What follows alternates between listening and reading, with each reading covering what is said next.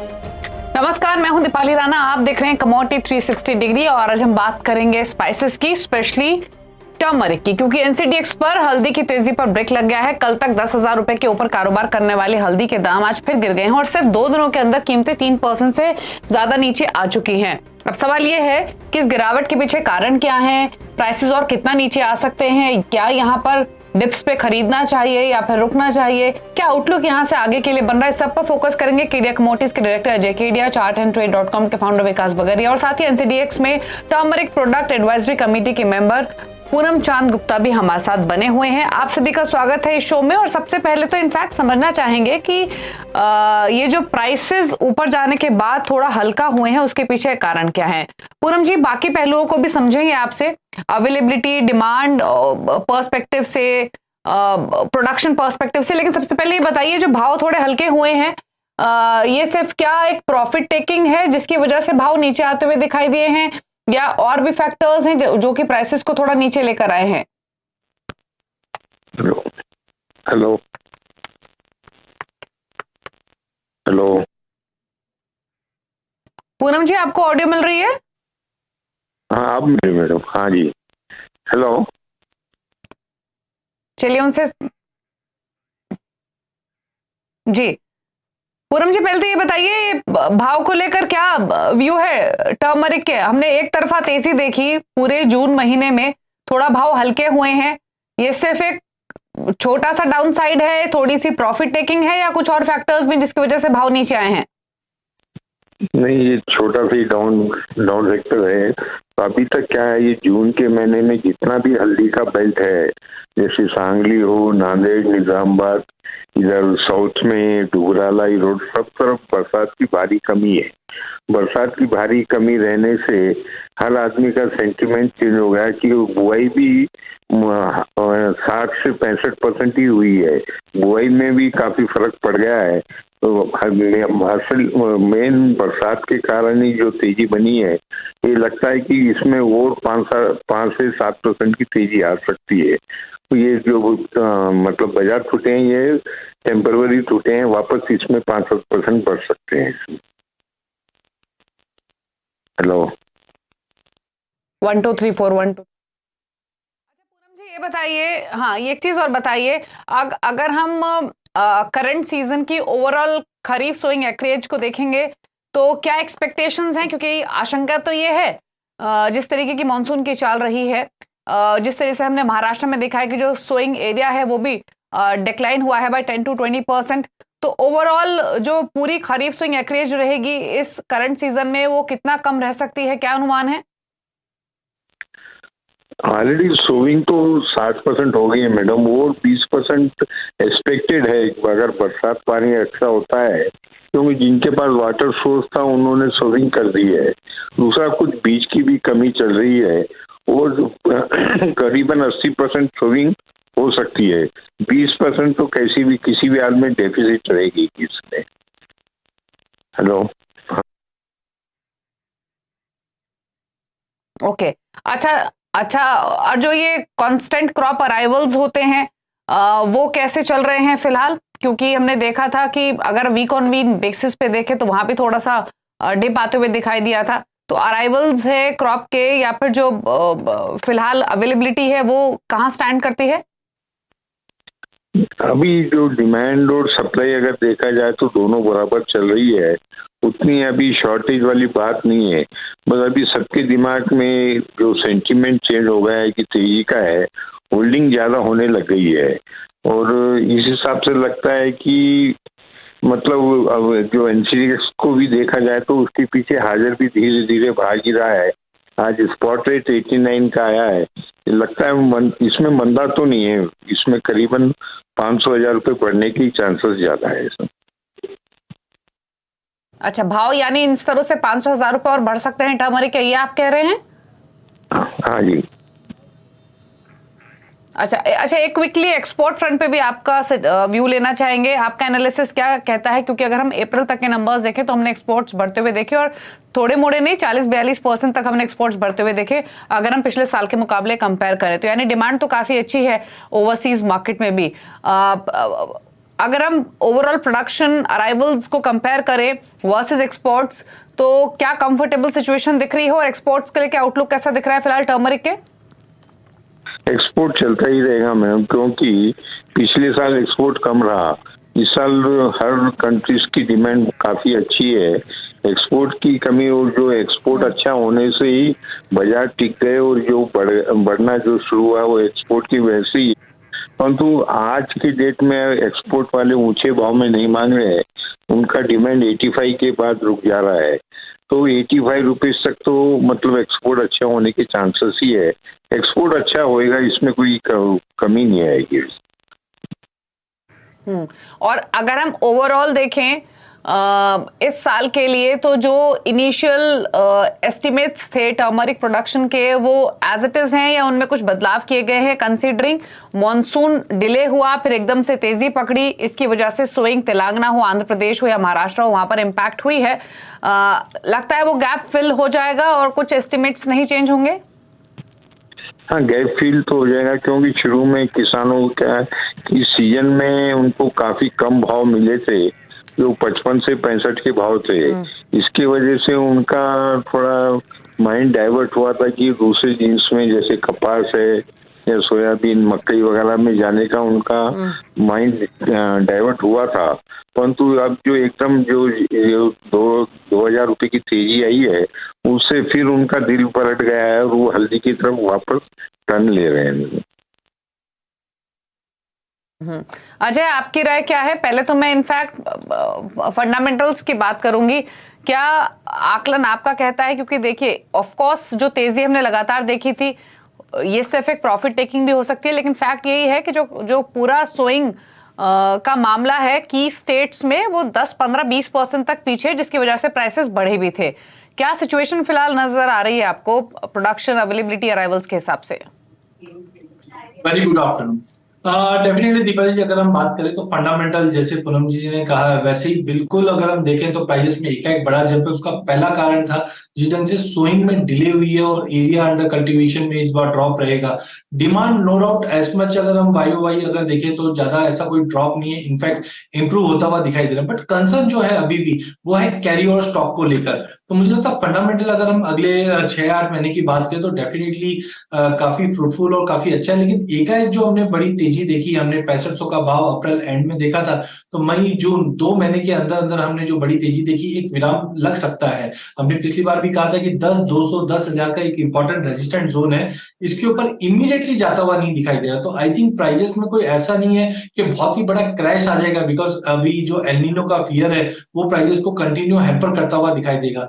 तो I think market में consolidation होना चाहिए, जो 92-93 के आसपास जाके एक बार रुकना चाहिए। लेट इट बी 15-20 दिन कैसे सोइंग और फाइनल सोइंग के फिगर्स कैसे आएंगे। बट हाँ, पोस्ट अगर हम अगस्त से बात करें तो मुझे लगता है प्राइस में वापस तेजी बन जाएगी। कोई बड़ा फॉल नहीं लग रहा, बट 10,200 का लेवल तोड़ने पे ही हम नई तेजी देख पाएंगे जो 10,811 का लेवल दिखा दे। बट अब मार्केट में बड़ी तेजी के बाद कंसोलिडेशन रहेगा, कोई बड़ा फॉल नहीं दिख रहा, फंडामेंटल काफी मजबूत है अभी भी। प्राइसेस को लेकर क्या व्यू है अजय आपका? आपने सुना पूनम जी को भी 1000 रुपए तक तेजी तो ये एक्सपेक्ट कर रहे हैं, आप कहां देखते हैं भाव को? और इन स्तरों पर संभलेगा या थोड़ा और नीचे आ सकता है भाव? प्राइस वाइज क्या व्यू है आपका? देखिए, मुझे लगता है कि प्राइसेस ने जिस ढंग से जंप किया तो टेक्निकली 85-8600 का जोन बहुत स्ट्रॉन्ग सपोर्ट बन जाएगा अगले 2-3 महीने के लिए। एटलीस्ट 2 महीने के लिए हमें नहीं लगता है कि प्राइसेस 85-86 का लेवल तोड़े। नई एंट्री के लिए मुझे लगता है कि 9,200-9,000 का रेंज अच्छा रहेगा।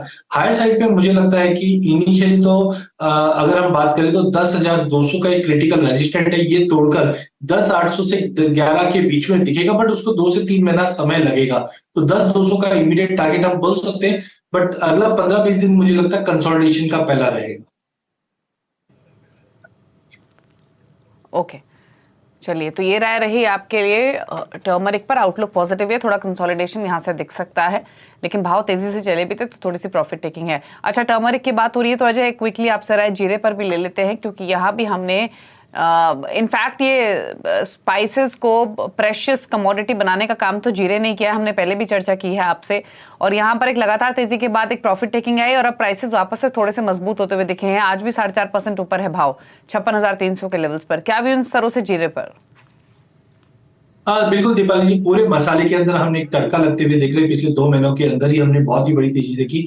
फंडामेंटल साइड अगर देखें तो जीरे के अंदर भी बैलेंस शीट काफी टाइट है, जो अगले अगर हम जनवरी फरवरी तक की भी बात करें तो अगले 6-8 महीना मार्केट तेज ही रहेगा। बट टाइमिंग हमने जो बड़ी तेजी देखी तो हमने एक अलर्ट भी रखा था कि प्राइजेस में जो बड़ा गेन आया टेक्निकली जस्टिफाइड नहीं करता है, एक पुल बैक आना चाहिए। तो मुझे लगता है 52-500 का एक स्ट्रॉन्ग सपोर्ट जोन है। हमने 2 दिन पहले 52-600 तक के लेवल लगते हुए देख चुके थे। फंडामेंटल अभी भी मजबूत है, टेक्निकली करेक्शन के बाद मार्केट और मजबूत दिखाई दे रहा है। तो मुझे लगता है ये जो रैली ये कंटिन्यू करेगा। इमीडिएट टारगेट मुझे लगता है कि 58,500 का रहेगा, बट कहीं ना कहीं 60,000 पे जाकर मार्केट कंसोलिडेट करेगा। ऐसा भी नहीं है कि बहुत ही ज्यादा बड़ी तेजी, क्योंकि ऊंचे भाव में हम डिमांड में ड्रॉप आते हुए देखते हैं। 2 दिन पहले हमने चाइना से देखा कि बाइंग नहीं आ पा रही थी, जिसकी वजह से भी गिरावट थी। तो मुझे लगता है 52,000 का लेवल जब तक होल्ड कर रहा है, 58,500 से 60,000 के जोन में प्राइजेस रहेगा। शॉर्ट बिल्कुल नहीं करना है, बाय ऑन ड्रॉप की रणनीति ही बना के ट्रेड करनी। तो 58,500 से 60,000 के जोन में अगले महीने 1.5 महीने के अंदर भाव जाते हुए दिखाई देंगे जीरे के। ओके, चलिए, तो ये राय रही जीरे पर और साथ ही टर्मरिक पर, जहां पर हमने एक्शन तेजी की तरफ बनते हुए देखा है। अच्छा, ब्रेक ले उससे पहले पूनम जी अगर हमारे साथ कनेक्टेड हैं तो एक ओवरऑल स्पाइसेस पर भी उनका एक आउटलुक ले लेते हैं। क्या व्यू है उनका? कुछ कमेंट करना चाहेंगे क्या पूनम जी? ओवरऑल अगर हम स्पाइसेस के पैक की बात करें, फिर चाहे वो बाकी दोनों स्पाइसेस ही क्यों ना हो टर्मरिक के अलावा।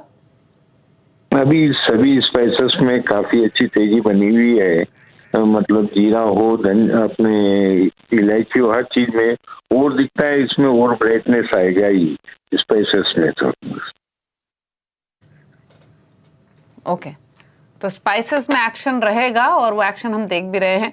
टर्मरिक एक प्रॉफिट टेकिंग दिखाने के बाद थोड़ा सा संभलते हुए आज के सेशन में 0.1% ऊपर है, लेकिन जीरे में हमने अच्छी स्ट्रेंथ आज के सत्र में आते हुए देखी है और कोरिएंडर भी फ्लैट ट्रेड कर रहा है। अच्छा अजय, अगर हम ओवरऑल स्पाइसेस के पैक की बात करें तो जितनी तेजी हमने जीरे में देखी उसको फॉलोअप करने की कोशिश तो कर रहा है टर्मरिक, लेकिन कोरिएंडर पे क्या राय है?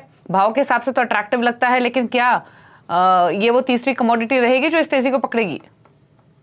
देखिए, जनरली जब हम ट्रेड प्रोस्पेक्टिव से देखते हैं तो ज्यादा करके हम कॉम्प्लेक्स की बात करते हैं। तो डेफिनेटली पिछले 15 दिनों में हमने देखा, जिस दिन से पहले जीरा चला फिर हल्दी चली, तो अब गुदगुदाहट हमने मसाले में धनिये के अंदर भी आती हुई देखी। बट ध्यान रखिए, धनिये के अंदर पिछले साल हमारा प्रोडक्शन भी काफी अच्छा रहा है और साथ में इंपोर्ट्स काफी ज्यादा रहे हैं। तो इस बार भी आगे जाके ये कंसर्न हो सकता है। देखिए, एरिया अंडर कल्टीवेशन इस बार ड्रॉप होता हुआ दिख रहा है, क्योंकि प्राइसेस काफी नीचे है। इंपोर्ट्स में भी दिखाई नहीं दे रहे, क्योंकि हमारे पास माल काफी ज्यादा है। तो आई थिंक जो रैली हमने जीरे धनिये में देखी, जीरे और हल्दी में देखी थी, उसका असर धनिये पे भी पड़ेगा। बट हायर साइड पे कैरी ओवर स्टॉक अच्छा होने की वजह से बार बार में सेलिंग प्रेशर बनता दिखेगा। तो टाइमिंग मुझे लगता है कि 6550 6600 का रेंज बहुत बढ़िया है लेने के लिए। 6300 का स्टॉप लॉस रहेगा। बट अगर हम अगले महीने 1.5 महीने का व्यू लेके चलते हैं तो मुझे लगता है 6900 से 7100 तक का, 7100 तक का लेवल हम धनिये में खाली कंसर्न यही है कि कैरी ओवर स्टॉक काफी होने की वजह से जब भी भाव में कुछ एक्स्ट्राऑर्डिनरी बड़ा जंप आएगा तो इमीडिएटली हम देखेंगे अराइवल प्रेशर या दबाव में वापस मार्केट आएगा। But in all safer hand पे है स्टॉक करने के लिए, जो 3 से 6 महीने का व्यू लेकर चल रहे हैं या उससे ज्यादा का। तो ये जो भाव है स्टॉकिस्ट के लिए काफी बेहतरीन है, यहाँ पे जमा करके चलना चाहिए धनिये में भी। ओके, चलिए, तो ये रह रही स्पाइसेस पर, स्पेशली टर्मरिक पर। शुक्रिया पूनम जी आने के लिए, शो में अपने व्यूज देने के लिए। रुक रहे एक ब्रेक के लिए। दोनों के हमारे साथ बने हुए हैं अजय केडिया, विकास बगरिया। ब्रेक के उस पर लेंगे स्ट्रैटेजीज, जल्द वापस आते हैं।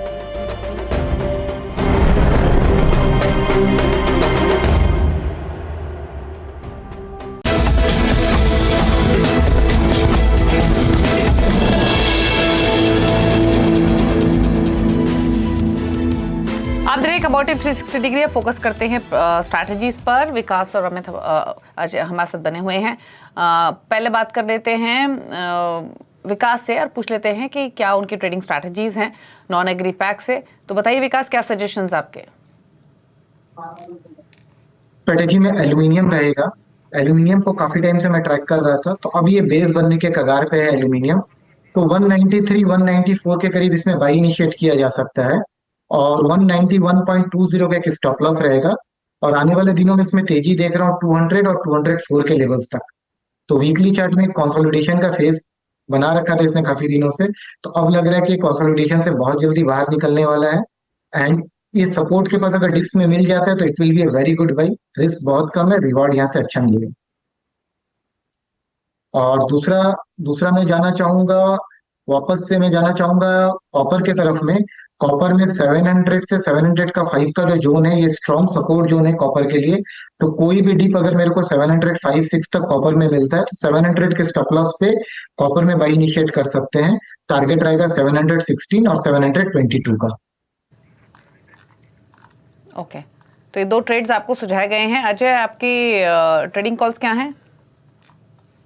दीपाली जी, सबसे पहले तो आज फेड के जो मिनट्स आने हैं ये काफी इंपॉर्टेंट रहेंगे, बिकॉज जिस ढंग से हमने देखा कि डॉलर इंडेक्स 103 के ऊपर सस्टेन नहीं कर पा रहा है, तो मुझे लगता है गोल्ड पे बैट रखना चाहिए। गोल्ड में मुझे लगता है 58,500 पे लेके चलिए, 58,200 का स्टॉप लॉस रखिए, 58,850 का टारगेट देखने में मिल सकता है। वहीं दूसरा मुझे लगता है कच्चे तेल पे नजर रखिए, बिकॉज कच्चे तेल में हम देख रहे हैं ओपेक की मीट के आउटकम्स आज आने हैं और हमने क्लियरली देखा है कि सऊदी ने 1 मिलियन बैरल का प्रोडक्शन कट किया और अगस्त के लिए भी सऊदी और रशिया प्रोडक्शन कट की जो आगे की जो क्लियरिटी दी है, जिसके बाद मुझे लगता है कच्चे तेल में भी तेजी कंटिन्यू रहेगी। तो आज के लिए 5820 में लेके चलिए, 5740 का स्टॉप लॉस रहेगा, 5960 के टारगेट हम कच्चे तेल में देख पाएंगे। ध्यान रखिए कच्चे तेल में अगर ब्रांड की अगर हम बात करें, अगर 7650 के ऊपर निकलता है तो डेफिनेटली हम 80 के तरफ जाते हुए दिखाई देंगे, जो एनर्जी मिनिस्टर ने, रशियन एनर्जी मिनिस्टर ने पहले भी अलर्ट दिया था। तो ओवरऑल मुझे लगता है गोल्ड और क्रूड, ये 2 कमोडिटी में हम बाइंग करके चल सकते हैं। क्रूड में खरीदारी की सलाह है, लेकिन एक राय नेचुरल गैस से भी ले लेते हैं। क्या सजेशन रहेगा विकास आपका नेचुरल गैस पर इन लेवल से? नेचुरल गैस में देखिए 170 के लेवल से एक अच्छा बाउंस देखने को मिला 240 तक में। अब ये 215 से 225 के बीच में ये एक रेंज बना के चल रहा है, 225 टू 29 के करीब में। तो नेचुरल गैस अभी भी बुलिश मोड पे है। थोड़ा सा डिप मिलता है ना, वॉलेटाइल बहुत ज्यादा है इस रेंज में नेचुरल गैस, तो थोड़ा सा डिप अगर मिलता है 221 220 के करीब में तो नेचुरल गैस में एकदम से बाई बनेगा। 215 का एक छोटा सा स्टॉप लॉस लगाना है और 235 240 का टारगेट रखना है। इसमें बड़ा तेजी बनेगा 240 के ऊपर में। 240 के ऊपर चलते ही ये 265 और 270 के लिए जाएगा शॉर्ट टर्म पे। बट अगर इमीडिएट बेसिस पे बात करूं तो 221 के करीब बाई करिए, 215 का स्टॉप लॉस लगाइए और 230 234 का टारगेट रखना चाहिए। ओके, तो ये रहा नेचुरल गैस पर, जहां पर 228 के लेवल्स तो देखने को मिल रहे हैं, लेकिन खरीदारी की सलाह है। एक क्विक कमेंट अजय का ग्वार पैक पे भी ले लेते हैं। अजय, यहाँ पर क्या सजेशन है आपका? एक लगातार गिरावट के बाद थोड़ा संभलते हुए दिखे हैं प्राइसेस, क्या आपको लगता है गिरावट ओवर हो चुकी है, बाइंग अपॉर्चुनिटी दिख रही है ग्वार पैक में? देखिए चार्टिकली डेफिनेटली हम देख रहे हैं कि पहले भी काफी एक रेंज में मार्केट रहा है, बट जिस ढंग से लोअर लेवल पे भी प्राइसेस सस्टेन नहीं करी और फंडामेंटल साइड कोई मेजर चेंजेस नहीं हुआ। No doubt monsoon Rajasthan almost हम बोल सकते हैं कि काफी अच्छा है स्विंग, लेकिन डिप्लीट होते हुए दिखाई दे रही है। जिस ढंग से अगर हम मूव मोट या अदर कमोडिटीज में शिफ्टिंग हुई है, तो आई थिंक स्ट्रक्चर वाइज कुछ बड़ा चेंजेस नहीं। गवार सीट में मुझे लगता है कि 5500 या 5480 के करीब लेके चलिए, 5400 का स्टॉप लॉस रखिए, 5650 का टारगेट रहेगा। गम ज्यादा स्ट्रॉन्ग दिखाई दे रहा है, जिस ढंग से गवार गम गवार सीट रेशियो एक इंप्रूवमेंट के तौर पे दिखाई दे रही है, मुझे लगता है गवार गम ज्यादा आउट परफॉर्म कर सकता है। तो 10,750 पे लेके चलिए, 10,500 का स्टॉप लॉस रखिए, 11,200 का टारगेट हम गवार गम में लेके चल सकते हैं। ठीक है, चलिए, तो ये स्ट्रैटेजी ग्वार पैक पर मिली है आपको। चलिए, इतनी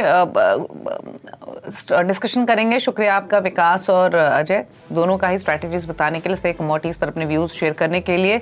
एक ब्रेक का वक्त हो गया है, ब्रेक के उस पार भी खबरें जारी रहेंगी CNBC आवाज पर। दोनों मेहमानों का शुक्रिया, थैंक यू, नमस्कार।